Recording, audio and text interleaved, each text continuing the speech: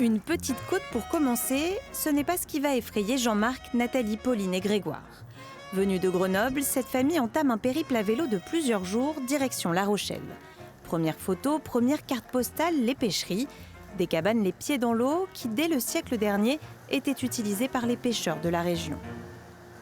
Avec ce qu'on vient de vivre, avec le confinement, on avait vraiment besoin de s'aérer et de retrouver cette liberté un petit peu.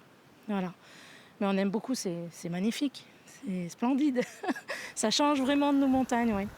Habituellement, ces cabanes peuvent se visiter l'été, mais la crise sanitaire est passée par là. Pour vous donner un petit aperçu, Jacques Alain a tout de même accepté de nous ouvrir les portes de sa pêcherie. Ce sont des pêcheries qui ont été restaurées depuis une vingtaine d'années. Pour celle-ci, elle est très très nouvelle parce que c'est un vieil emplacement. J'ai réussi à l'avoir pour faire une pêcherie plus contemporaine et plus sécurisée pour l'accueil. Mais on fait découvrir aussi la pêche. Et là, vous avez le filet qui fait 25 mètres carrés, 5 sur 5. On leur montre exactement ce que l'on fait. Quelques kilomètres plus loin, on retrouve nos cyclistes. Pour rejoindre leur destination, ils suivent la Vélocéan, une route à vélo qui va de la baie de Bourgneuf à Saint-Brévin-les-Pins.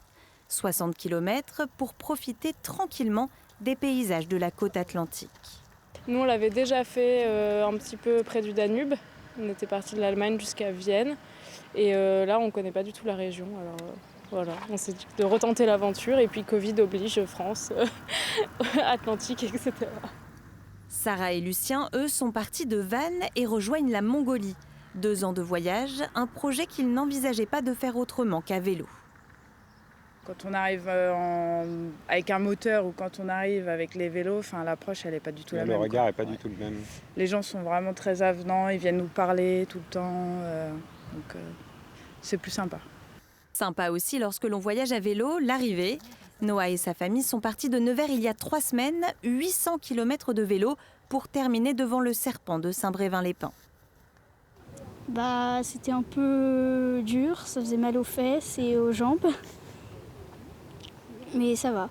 Comme l'année dernière, on s'était donné comme objectif d'arriver à Londres, cette année, notre objectif, c'était d'arriver à la mer. Et là, on va pouvoir profiter de 4-5 jours de mer, bien mérités, je crois.